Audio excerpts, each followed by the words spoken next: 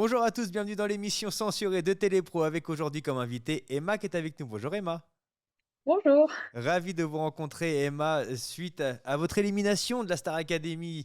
On va en parler ensemble, il y aura la question promo, il y aura la question du patron, il y aura un questionnaire à choix et on terminera l'interview par un coup de pression. Ok Emma?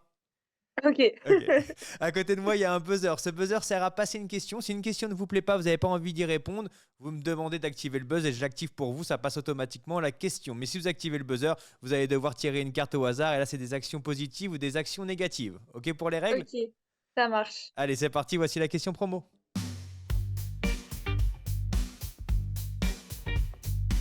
Comment on se sent quand on reprend contact avec l'extérieur après la Star Academy? Et ben, on se sent toutes bizarres. Franchement, ça m'a fait trop bizarre de retrouver ma famille. Tout le monde me dit, ah là, ça fait bizarre de te voir en vrai. Et ça m'a fait bizarre parce que je me dis, mais comment ça, ça vous a pas fait bizarre plutôt de me voir à la télé? Et puis, on retrouve, voilà, le téléphone. Ça, c'est, moi, il m'avait pas du tout manqué mon téléphone, donc c'était assez perturbant et la vie de tous les jours, quoi. Moi, je suis pas beaucoup sortie encore, mais ouais, non, en tout cas, ça fait du bien de retrouver sa famille. C'est vrai qu'on retrouve le téléphone, j'y ai pas pensé, mais il y a donc le téléphone portable GSM en Belgique, donc vous le retrouvez, et c'est vrai qu'on découvre sur les réseaux sociaux du coup des milliers de messages. Ouais, alors ça, c'est très perturbant et en même temps, ça m'a fait vraiment chaud au cœur de voir que, bah, qu'il y avait énormément de personnes qui me soutiennent et c'est incroyable, quoi. Franchement, en plus, moi, voilà, je suis, quand je suis pas sauvée par le public, je me dis que je vais sortir et que personne va me soutenir, dehors et en fait, je vois que tout le monde m'envoie un grand nombre de personnes m'envoient des messages de soutien, des lettres, c'est incroyable. Dehors, c'est beau, hein. On n'y pense pas quand on est le jour d'élimination, quand on est dans ce prime où effectivement il y a beaucoup d'émotions qui doivent vous Ouais, c'est traverser. ça. Mais derrière, c'est vrai que, surtout vous, Emma, vous avez quand même pas une notoriété, pas encore, mais en tout cas, il y a un amour du public qui est là, mais depuis le départ. Et c'est vrai qu'on s'en rend pas compte certainement quand on est dans le château, mais quand on est à l'extérieur, là, je pense qu'au final, certes, on est éliminé, on a la déception du jeu. Mais quand moi je vois les tonnes de messages, et en vrai, moi aussi, vous étiez ma favorite, je me dis que derrière, il y a Merci, quand moi même une aussi. carrière à faire qui est absolument géniale. Bah, j'espère en tout cas là, il est peut-être, un peu tôt moi pour j'ai pas le recul nécessaire sur la situation encore, je suis sortie là il y a 48 heures donc je prends mes marques un peu dans la vie normale. Mais du coup c'est hyper, ça fait déjà très, très plaisir de voir tout le soutien et après voilà sur le moment c'est vrai que je me suis effondrée et que après je me suis remise de mes émotions en retrouvant ma famille et en prenant les choses de façon, en essayant de tirer le positif de tout ça, en me disant que c'est déjà incroyable, ce que j'ai vécu et je suis très reconnaissante et voilà, le meilleur reste à venir et comme me l'a dit Lucie Bernardoni, bah, dehors, c'est beau, c'est pas toujours facile mais c'est beau on va essayer de d'écrire une belle histoire, tous ensemble. On va revenir sur cette nomination qui vous a coûté l'élimination. Est-ce que ça a été une surprise pour vous de vous voir nominé? Oui, c'est vrai que j'ai été surprise d'être nommée, déjà, après les évaluations.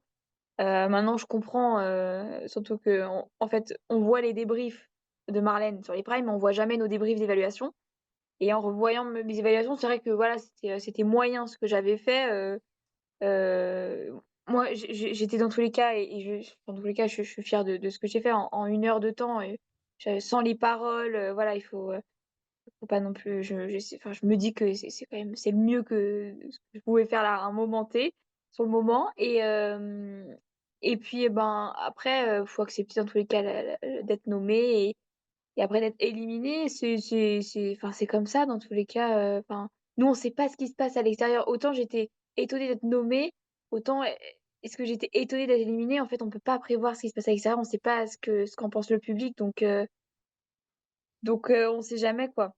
Derrière, vous vous retrouvez donc sur le prime, sur le banc des nommés. Il y a le public qui va choisir Charles et vous vous retrouvez face à Maceo. Et après, c'est les élèves qui doivent décider de garder l'un ou l'autre. Il y a une égalité. On en arrive au moment où Charles, du coup, doit décider, puisqu'il y a égalité entre Maceo et vous, Emma. Et quand Nikos ou Karima, je sais plus lequel des deux dit, ah, c'est à vous Charles de décider, on peut lire sur vos lèvres, vous dites c'est mort pour moi. Bah, Oui, parce que je me suis tout de suite dit que voilà, Charles, il allait sauver, son pote en disant que voilà, ils dorment dans la même chambre, ils sont tous potes donc je sais pas. Après je l'ai senti, je me suis dit: C'est marrant». Honnêtement, comme l'a dit Charles d'ailleurs, juste après, il a dit: «J'ai choisi Maceo», mais j'aurais pu choisir 10 secondes après Emma donc bah, voilà, je me suis tout de suite dit: «Ouais, c'est mort pour moi», mais en vérité, ça aurait pu être, le cas inverse et j'aurais pu rentrer au château et dans tous les cas, j'aurais été effondrée parce que me retrouver face à Maceo, dans cette situation-là, ben, c'est le pire scénario, possible, et inimaginable pour moi à ce moment-là. Pour une première nomination, c'est difficile et en plus, bah, il y a une égalité donc Charles a dû choisir et ça, c'est vraiment pas facile aussi pour lui, je pense que ça a pas dû être simple, parce qu'en plus il a passé la journée avec nous donc on a une journée tous les 3 et au final il doit quand même, puis à 2 minutes, avant, il faut le rappeler qu'il était à notre place Ouais. donc bah, c'est pas facile, dans tous les cas ce choix-là, c'est le pire moment du prime, à chaque fois, c'est c'est vraiment pas un moment facile. Emma, voici maintenant la question du patron.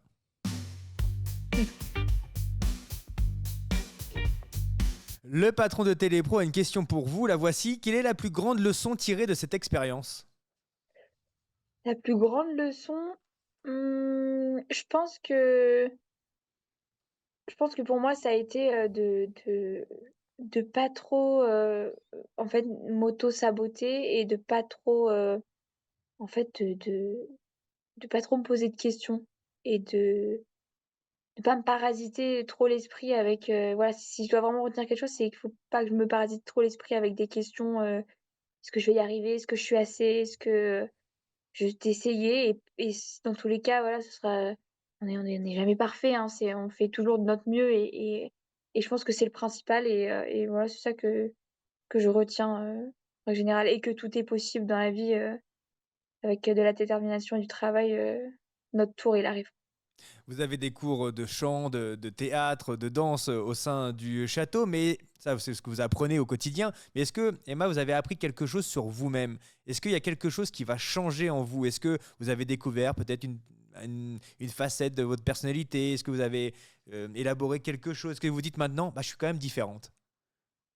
Oui oui, mais en même temps, je pense que là, j'ai peut-être pas encore assez le recul de tout ça pour vraiment, m'en rendre compte encore. Je m'en rends compte mais je pense que dans quelques semaines, je je le sentirai encore plus et j'aurai vraiment le recul sur toute cette aventure et tout ça, quoi. Emma, voici maintenant le questionnaire à choix.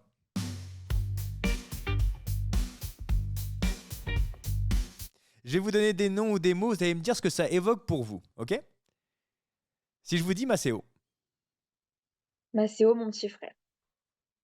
dans l'aventure, c'était le pilier pour vous? Ouais, mon binôme. C'est vraiment, mon petit frère et je l'ai soutenu autant qu'il m'a soutenue aussi et en fait, c'est vraiment, ce truc-là de ensemble on est plus fort, quoi. Donc on s'est Vous avez vraiment, regardé ou pas complétés. vous avez regardé ou pas les lives ou les quotidiennes depuis la sortie là?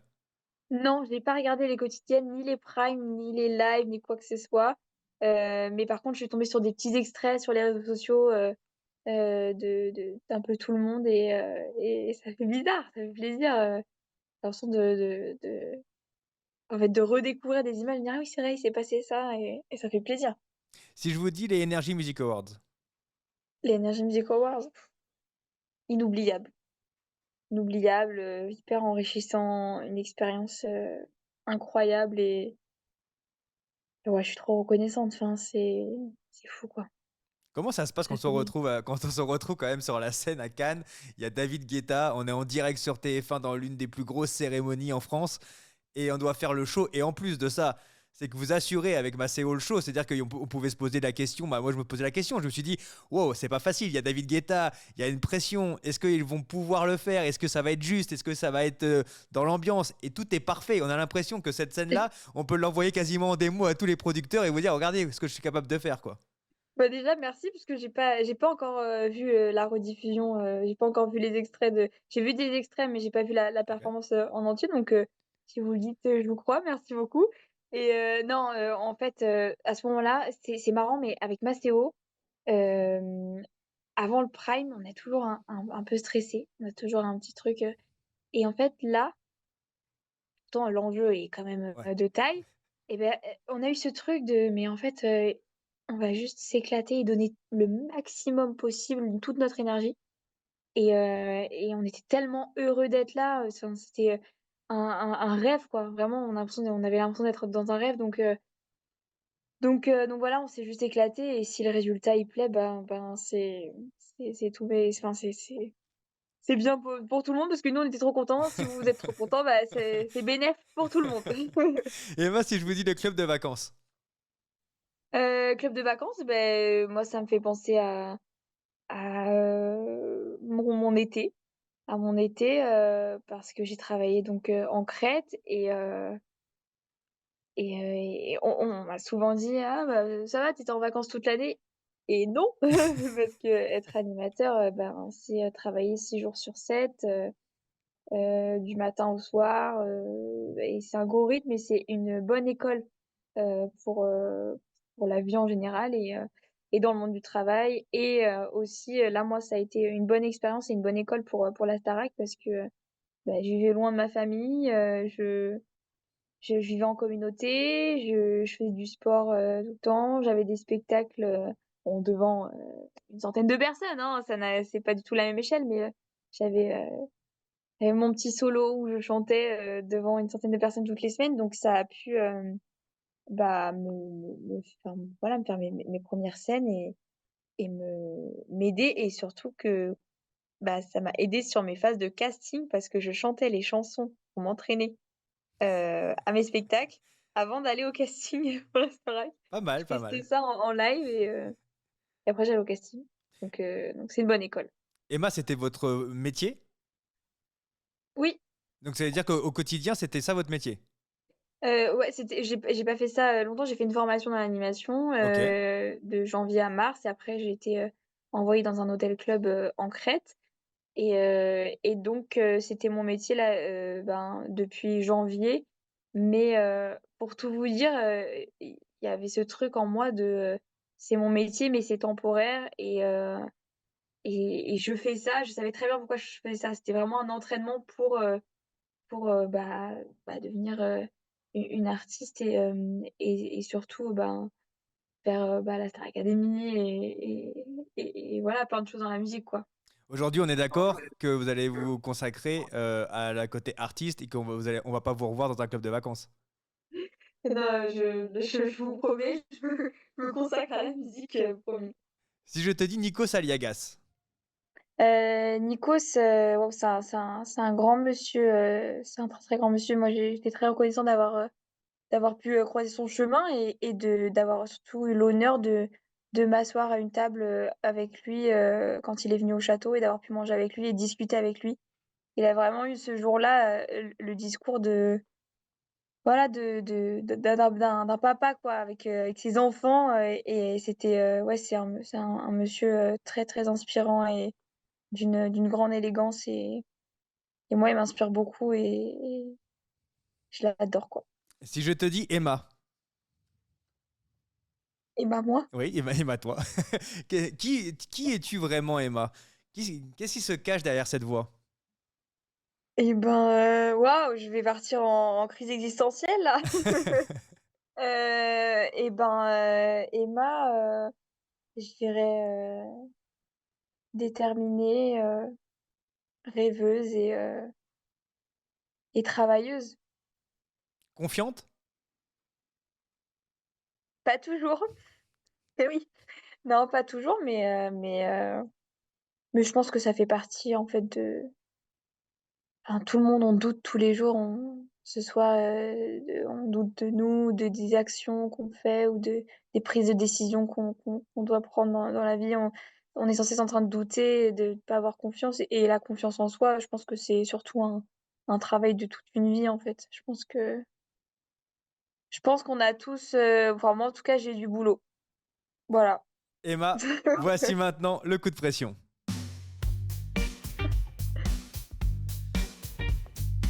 Coup de pression, Emma, voici la question. Qu'est-ce qu'on se dit quand on perd à 1% près, puisque la production a donné l'autorisation au journaliste Clément Garin de donner les chiffres. Il y a eu 1% et quelques centaines de voix d'écart seulement. Bah, en fait, dans tous les cas, je me dis que, enfin, en fait, j'ai vu hein, les pourcentages de 38, 39, etc. Moi, en fait, dans tous les cas, le résultat, il est le même. En fait, le résultat, il est que je suis éliminée et que là, il faut pas que je reste sur ça à me dire, mais pourquoi? Et oh là là, je suis éliminée, et c'est trop triste. Et oui, ça me fait de la peine. Il me manque les académiciens, les professeurs et j'aurais vraiment adoré faire ce prime-là en plus qui va être cool, je pense, avec tous les anciens et tous les voilà, j'aurais adoré, danser devant Kamel Wally, bien sûr, mais si je reste sur ça, voilà, je vais me torturer l'esprit et en fait, je vois plutôt les choses, hem, en me disant, ben: «OK, le mon chemin à la Starac, il est fini quoi qu'il arrive, à 1 près, bah, c'est pas de chance, c'est comme ça, mais que là, j'ai un autre chemin à écrire, donc faut pas trop que je reste sur ça». On n'appelle pas sa famille et ses amis en disant il manquait que 800 voix, vous auriez pu les donner quand même. Non, c'est plus la famille qui dit, qui dit: «Ah, tu es à 1 près» et oui, bah, C'est comme comme ça. ça. C'est la vie.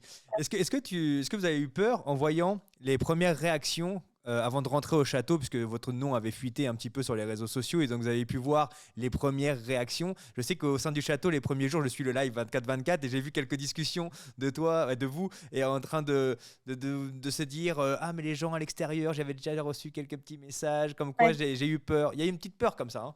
Non, en fait, c'est vrai que c'est une discussion que j'avais eue avec Paul et plusieurs, autres académiciens d'ailleurs, mais c'était plus, pour, un peu témoigner et leur dire que voilà, c'est forcément quand on va sortir, on va forcément avoir des gens qui vont nous critiquer, qui vont pas être d'accord avec ce qu'on est et en fait, je pense que dans la vie, de toute façon, en général, il y a toujours quelqu'un qui n'est pas d'accord avec ce qu'on est et ce qu'on dit ou ce qu'on fait et c'est comme ça, c'est la vie et moi avant, en toute honnêteté, franchement, avant de faire la Star Academy, quand, voilà, je suis assez critiquée sur les réseaux sociaux, je suis pas trop inquiète parce que les critiques qu'on me fait, je sais qu'elles sont pas vraies. Exemple, elle a les lèvres refaites, je sais que c'est pas vrai, je sais que c'est quelque chose, quand je vais me réveiller le matin, et que je serai pas maquillée, que je serai encore, voilà, dans mon rêve, en train de dormir à moitié, je sais très bien que c'est des choses où les gens vont se dire: «Ah OK, bon, bah, on s'est trompé». Donc et puis je me pose pas trop la question et honnêtement, surtout, en plus, je suis tellement heureuse d'intégrer la Starac qu'à ce moment-là, enfin, la petite Emma de 5 ans qui est, absolument, fan de l'émission et qui a toujours rêvé de la faire, bah, elle s'occupe pas de toute cette négativité et ça me fait plus de peine, moi, pour ma famille qui lit, tout ça sur les réseaux. Voilà, ma maman, je sais que ça lui a fait de la peine, mais moi, j'étais tellement, je l'ai rassurée en lui disant: «Mais ça va, hein, je suis tellement trop contente de faire la Starac qu'on peut me critiquer, de toute façon on peut rien y faire». Et Emma, c'est quoi les projets? Les projets, moi, ça, c'est faire de la musique, me concentrer sur, ce que j'ai envie, d'écrire, de raconter et de chanter surtout, pour à peu près, bah, le plus rapidement possible, retrouver, bah, les gens qui m'ont soutenue, j'espère, sur scène. Je l'espère, j'ai hâte en tout cas. Donc l'idée, c'est de sortir un single, c'est d'aller proposer un son au public. Ouais, bah, de faire ma musique, quoi. Il y a, Faire de la il y a- musique il y parce a que c'est déjà écrit, c'est déjà en préparation, c'est je vous dis pas, c'est la surprise. c'est la surprise, mais faut le dire un petit peu. Est-ce qu'on on doit attendre un an? Est-ce qu'on doit attendre 3 mois? Est-ce qu'on doit Mais en attendre en règle générale, de toute façon, j'ai pas attendu de me faire éliminer de la Starac, Ouais. malheureusement, mais j'ai pas attendu, de me faire éliminer pour écrire. J'écris, et j'ai besoin de ça même. J'écris, je compose un petit peu et voilà donc après la suite, on verra. Il faut continuer, persévérer car le talent est là, c'est sûr et certain. Merci Bravo beaucoup. pour votre parcours, Emma, et j'espère que la suite sera aussi belle que le parcours, parce que quand même le parcours était génial, Energy Music Awards, Merci même beaucoup. les évaluations, etc., et les primes qui étaient vraiment de grande qualité. Merci beaucoup, Emma, d'avoir été avec Merci nous. beaucoup. Merci beaucoup.